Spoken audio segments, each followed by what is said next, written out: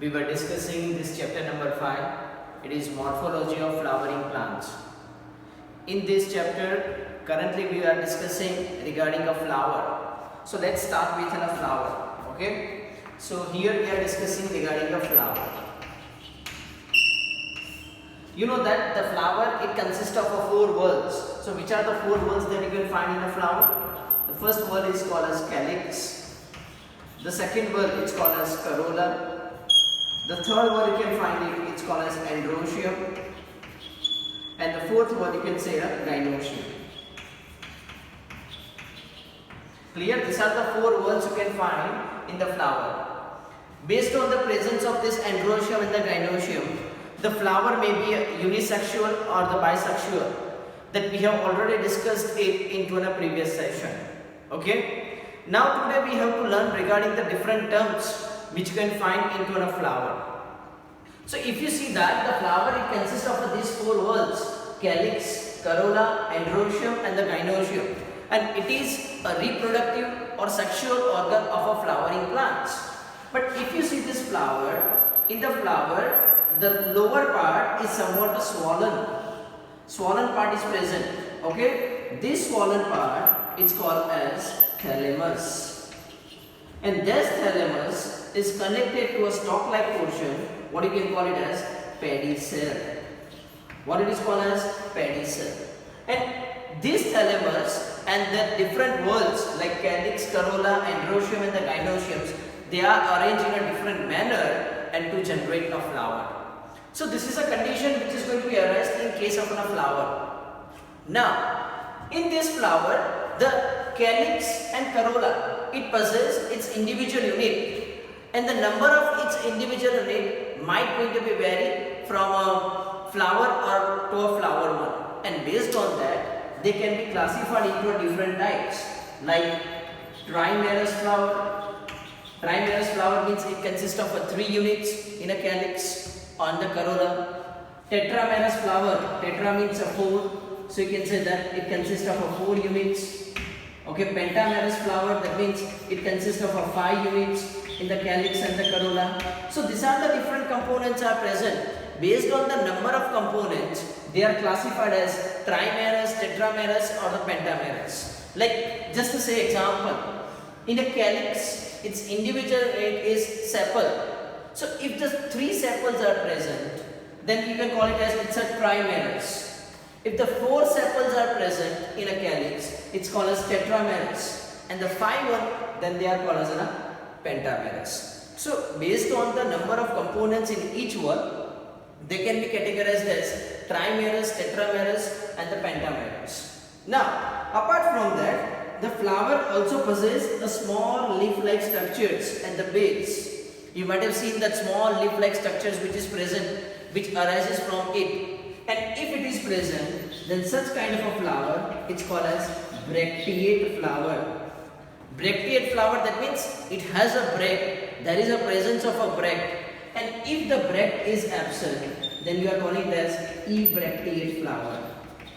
Listen students, you have to learn these different terms. These different terms are necessary or important while learning the families. So you have to know the meaning of that term. Trimerous means 3 units, tetramerous 4 units, pentamerous 5 units in a flower. Bracteate means it possesses a bract. Ebracteate means it doesn't have a bract or the bract is absent. So this is called as ebracteate. Now, based on symmetry, the flower can also be classified into different types. So what is the symmetry? Based on symmetry, what is the classification? Okay. So let's start with the classification of a flower based on the symmetry. The first one, it's called as actinomorphic flower. Which one is called as actinomorphic flower? Actinomorphic flower, that means in the simple language you can say that it has a radial symmetry.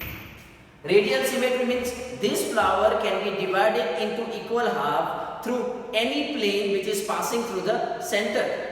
Means radial plane can divide or can form to equal parts of a flower. This kind of a symmetry is called as actinomorphic. Next is called as zygomorphic. Zygomorphic means in the simple language you can say that it is a bilateral symmetry. Means here the flower can be divided into equal half, but that is only through one plane. In actinomorphic, through any plane it can be divided into equal half. In case of zygomorphic, it can be divided into equal half, but through only one plane. Then this is called as zygomorphic. And finally, it's called as asymmetry. Asymmetry, that means this kind of a flower cannot be divided into equal half. So these are the, based on symmetry, the flower may be actinomorphic, zygomorphic and the asymmetry. Okay, the symbols of this that we are going to learn in the last session, okay, or when we are learning the floral symbols on science, at that time we will learn that symbol. But currently you have to study what is actinomorphic. Means this flower can be divided into equal half through any plane or radial plane. Like such kind of a symmetry that is observed into a plant called as the Datura plant, or you can say a chili plant, mustard plant. These are the plants in which you can observe this actinomorphic symmetry. Zygomorphic, the zygomorphic one you can find into a gulmohar, or you can say a China rose. These are the flower in which you can find the zygomorphic symmetry. And the asymmetry is found in the case of a plant called as canna plant. Okay, so these are the different kind of a symmetry that present into a flower. Okay, actinomorphic, zygomorphic and the asymmetry. Now we are moving ahead to the next type of a flower. That is the next classification of a flower based on the relative position of the thalamus and its organ. That means based on the position of gynoecium, the flower can be divided into three parts. First is called as hypogynous flower. Second one is called as perigynous flower. And the third one is called as epigynous flower. There are three types of a flower based on the position of an ovary. Like, what is a hypogynous flower? In case of a hypogynous flower, the condition occurs like this one. Like suppose this is the whorl of a flower, different whorls are going to be arranged, and here the thalamus is present. The thalamus is present. Okay, clear? Above the thalamus there is a presence of a gynoecium, or you can say there is a. So see here, suppose assume that this is a thalamus and this is an ovary. So in the hypogynous flower, the ovary that is present above the thalamus. Ovary is present above the thalamus. So such kind of a flower, it's called as a hypogynous flower. In other term, you can also call it as, it is this kind of a ovary, it's called as superior ovary. What it can also be called as, it's called as superior ovary.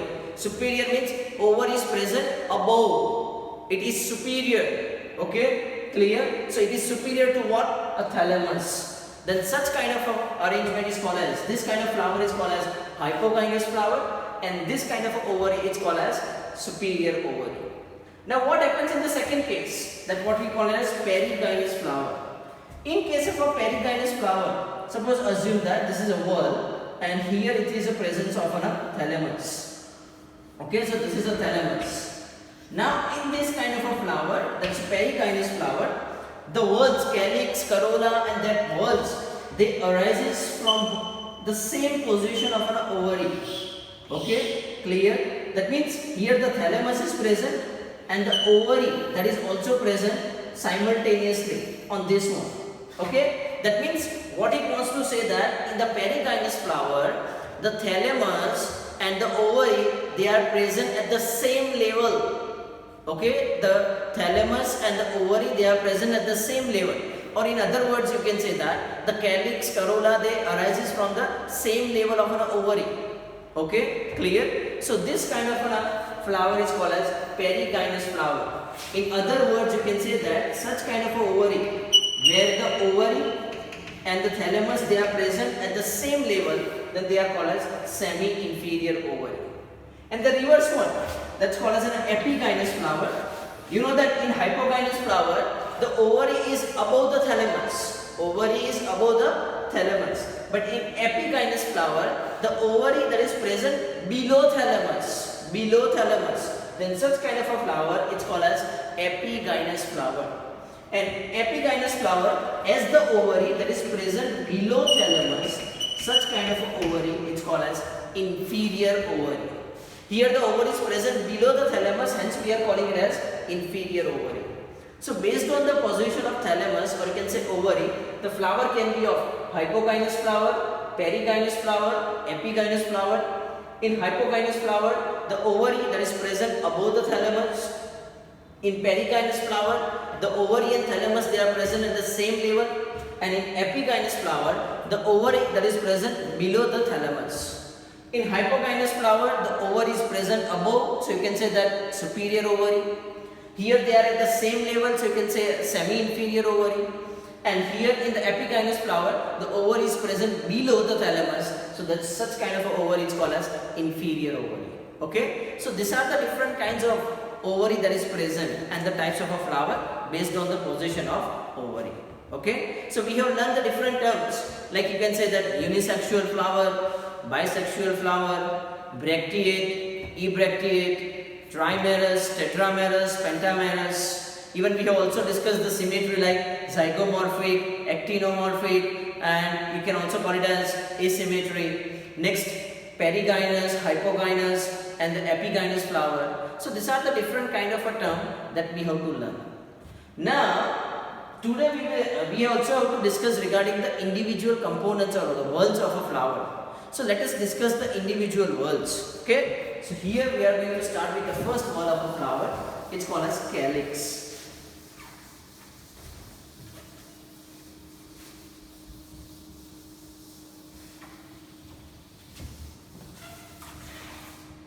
So the calyx is the outermost whorl of a flower. What is a calyx? Calyx is the outermost whorl. The outermost whorl, or you can say layer. The outermost whorl of flower, it's a calyx. Clear? Usually it is a green in color. It is a green in color and it protects the flower. What is its function? It protects the flower in bud condition. When the flower is in the bud condition, the flower is protected by the calyx. Okay, I again repeat, what is a calyx? Calyx is the outermost whorl. It is an accessory whorl. Doesn't directly involve in a reproduction, sexual reproduction in a plant. It is the outermost whorl. It is green in color. It protects the flower into a bud condition. This is a whorl, a layer, and that layer is made up of the number of units. So the individual unit of this calyx is called as sepals. Remember, what is a sepal? The individual unit of calyx is called as sepal. Okay, so that is about the first layer or first whorl, calyx. Okay, you have to remember, individual unit of calyx is called as sepal, which is green in color. Next whorl you can find in a flower, it's called as corolla. It is the second whorl, corolla. Okay. This corolla, its individual unit, it's called as petals. What it is called as? It's called as a petals. These petals are usually colorful in nature. Okay, how they are? They are colorful. Okay, clear. And usually they are bright in colors. You might have seen bright in colors. Like in the rose, red rose, it's a red in color. In some flower it may be yellow, in purple, white. They are brightly colored. Okay, they are not a green, they are bright colored. Okay, and why they are bright in color? So because they can attract insects. Why they are bright in color? Because they can attract the insect. To attract the insects, they are very bright in color because the insects are necessary for pollination. Okay, for the transfer of pollen grains, they should visit the flower, and to attract this insect, they are bright in color. Okay, so this is the condition that we can find into a corolla. Clear? I again repeat, the individual unit of calyx is called as sepal. It is the outermost whorl. Individual unit of corolla is petal. This calyx is a green in color. The corolla, that is a bright color, which may be of different colors like red, yellow, white, purple, etc. There are many colors. Okay. The calyx, it protect the flower in the bud condition. Corolla, that is brightly colored to attract the insect to perform the certain physiological processes like a pollination. Okay, so this is the first two whorls. Now today we have to learn regarding its arrangement of the sepals and the petals. So let us discuss the arrangement of a sepals and petals. Okay.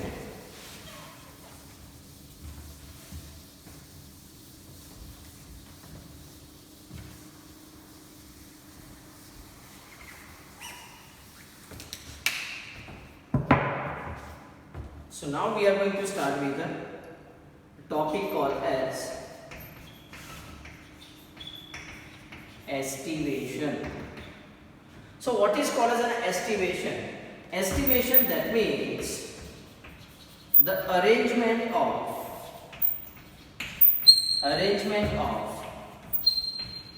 sepals or petals in bud condition is called as estivation. Clear? You know that sepal is the unit of calyx, petal is the unit of corolla. Now the arrangement of the sepals or petals during a bud condition, okay, this is called as estivation. Because the sepals and the petals, they can be arranged in a different way, different manner, okay, and this is called as an estivation. So these sepals or the petals or the estivation that you can find into a flower can be of different types. So what are the different kind of estivation you can find? The first kind of estivation is called as valvate estivation. The second you can find, it's called as a twisted estivation. The third kind of estivation you can find, it's called as imbricate estivation. The fourth kind of estivation you can find, it's called as quincuncial estivation. And the fifth and the last kind of estivation you can find, it's called as vexillary estivation. How many different types of arrangement of sepals or petals in the bud condition? There are 5 different types of arrangement of sepals or petals you can find: valvate, twisted, imbricate, quincuncial, and the vexillary. Okay, so let us discuss the individual one. Starting with the first one, it's called as valvate estivation. So what is called as a valvate estivation? In the valvate estivation, suppose assume that this is a one sepal. Okay, so here in the valvate estivation, and I am drawing a pentamerous. Pentamerous, that means pentamerous flower, that means it contains a 5 units. Okay, so that means here sepals and petals, they are present in 5 number. If it is a trimerous, then 3, tetramerous means 4. But here it's very easy to understand in the pentamerous flower. So I am drawing a pentamerous flower that consists of 5 sepals or 5 petals. So what is called as valvate estivation? In a valvate estivations, the sepals or petals, they just touch over one another. They just touch over one another. You can say that this is a one sepal, or you can say one petal. They touch to another sepal, it touch to another sepal, and so on. Such kind of estivation, it's called as valvate estivation. Okay, so what is a valvate estivation? In valvate estivation, the sepals or petals, they just touch to another sepal or petal. Okay, they do not overlap. Remember, they do not overlap. Such kind of estivation is called as valvate estivation. Okay. Now the another kind of estivation, there is a second type of estivation. It's called as twisted estivation. What is the second type? Twisted. So what happens in case of a twisted estivation? In a twisted estivation, one that is overlapping the another one that is overlapping in another one. Like suppose, see how I am drawing 3, 4, and it is 5th. Clear? Such kind of arrangement is found. So see, this is the first sepal or petal, second, third, fourth, and fifth. Here you can say they are overlapping. Clear? Okay? They are overlapping in such a way that in a twisted estivations, the sepals or petals, they are overlapping in such a way that one end of a sepal that remains inside the another end of a sepal that remains outside. See, this is outside, this is inside. Okay, so how they are arranged? One end remains outside, the another end remains inside. See, this is outside, this is inside. Outside, inside. Outside, one end is outside, the another end is inside. This is outside, this one is inside. Such kind of arrangement is called as twisted estivation. What kind of arrangement is called as? It's called as twisted estivation. So, what kind of arrangement you can find in twisted estivation? In a twisted estivation, sepals or petals, they are overlapping each other. They overlap in such a way that one end that remains outside, the another end it remains inside. Such kind of estivation is called as twisted estivation. Now we are moving ahead with the third kind of estivation. It's called as imbricate estivation. So what is called as an imbricate estivation? In imbricate estivations, they are also overlapping like this. Okay, see how I am drawing.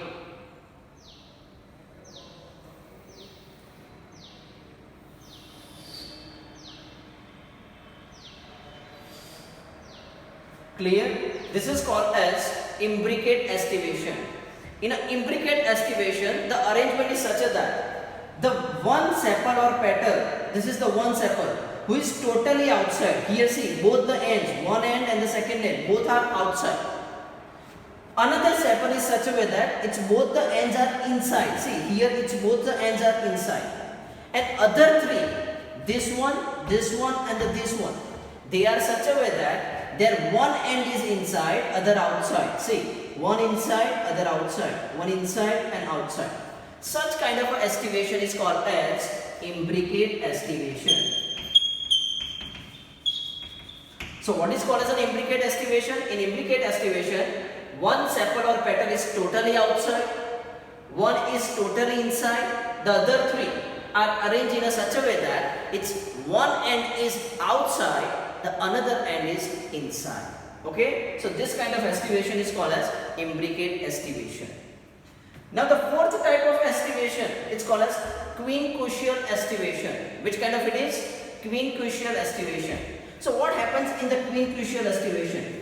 In a quincunxial estivation, there are two sepals or two petals, they are totally outside, two are totally inside, and the remaining one that is overlapping. Okay, there is one outside and one inside.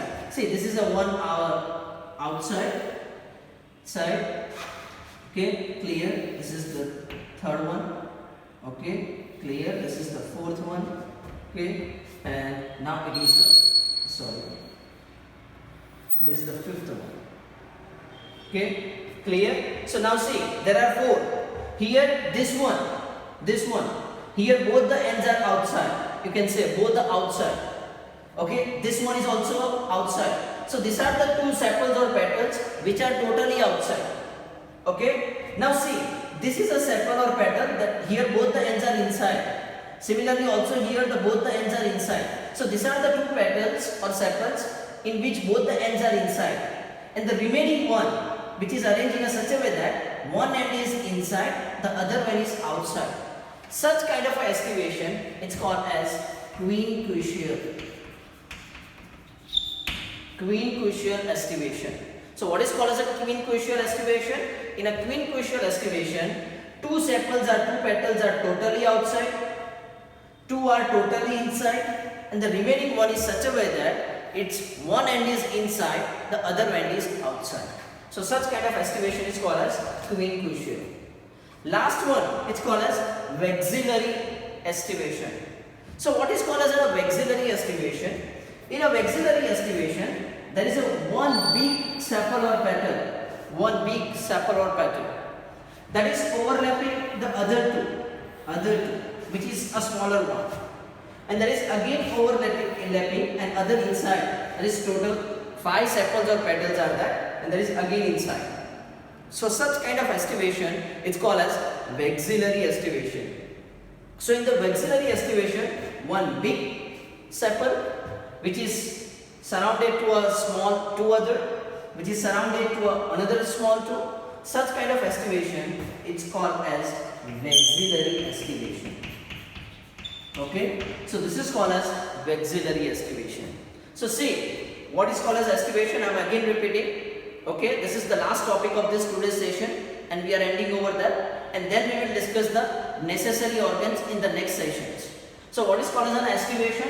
Estivation, that means it is an arrangement of sepals or petals in the bud condition.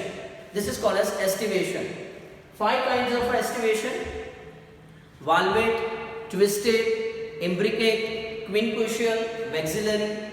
In a valvate estivation, the sepals or petals are arranged in such a way that they just touch along the margins. They do not overlap. This is called as valvate estivation. Second is called as twisted estivation. In a twisted estivation, what happens? The sepals or petals are overlapping to each other. They are overlapping in such a way that one end remains outside, the other inside. One outside, other inside. Similarly, see, you can see on all these cases.